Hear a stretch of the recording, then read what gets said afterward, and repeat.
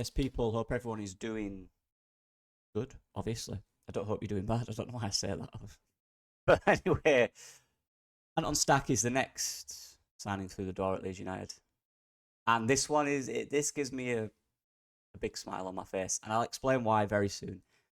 But what is going to happen in the future now, the games are starting to come through. We're starting to see players.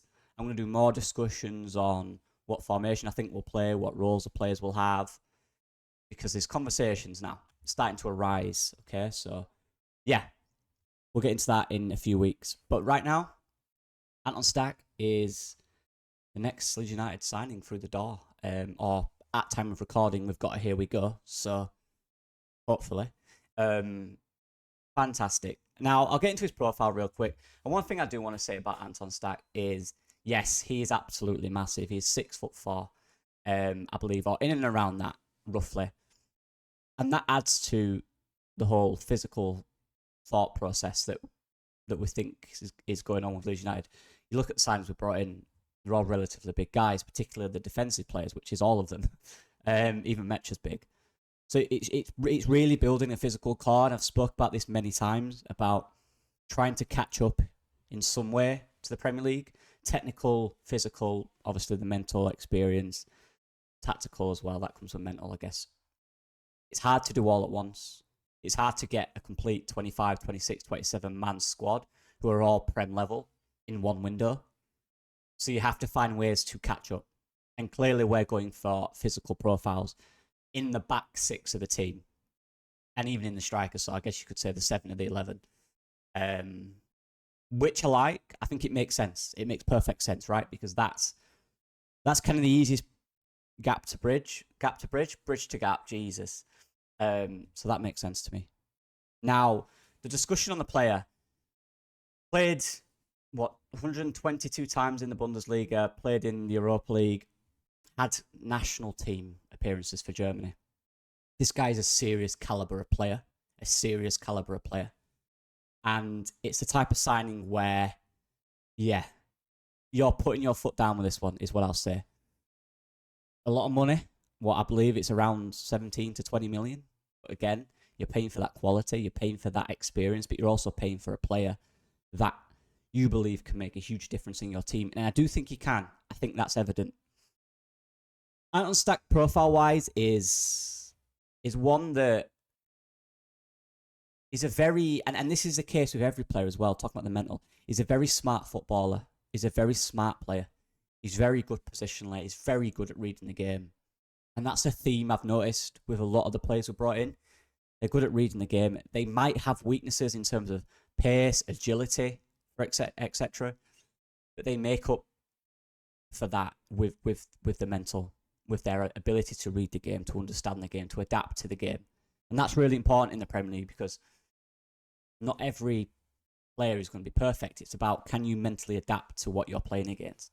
Because what you're playing against is a highly technical and physical team / players / midfield in Stach's instance every single week.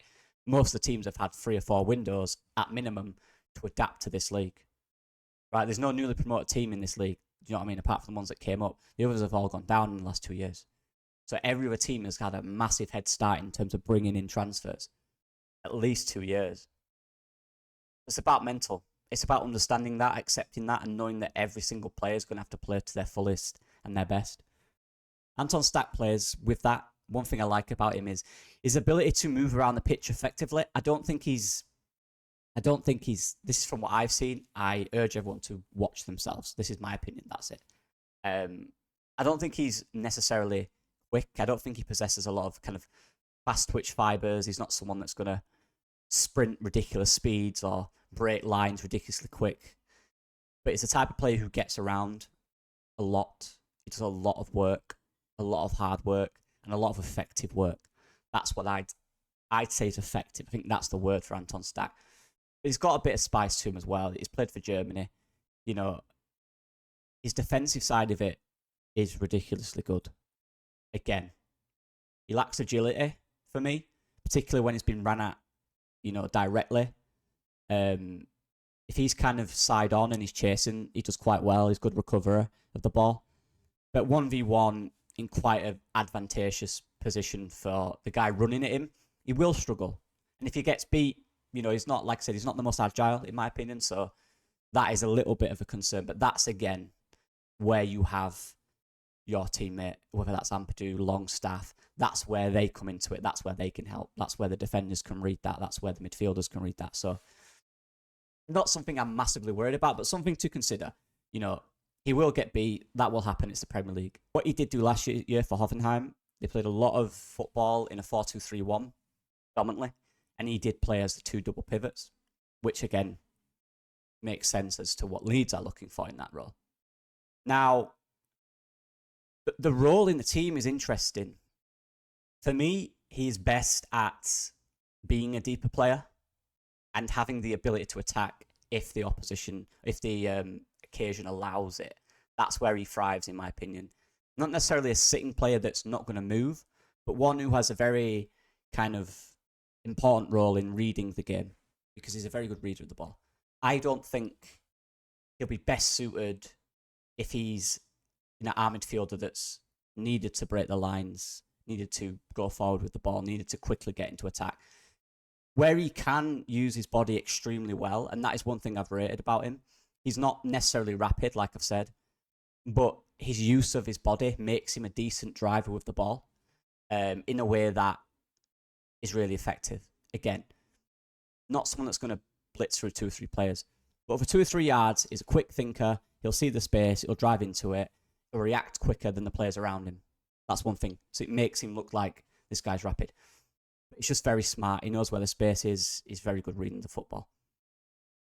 So over the kind of 2 or 3 yards, he can do a little drive into space, but he's not someone that's going to get the ball, drive up the pitch with power and pace, But he uses his body really well, so he can ride challenges really well. It's one thing I like about him.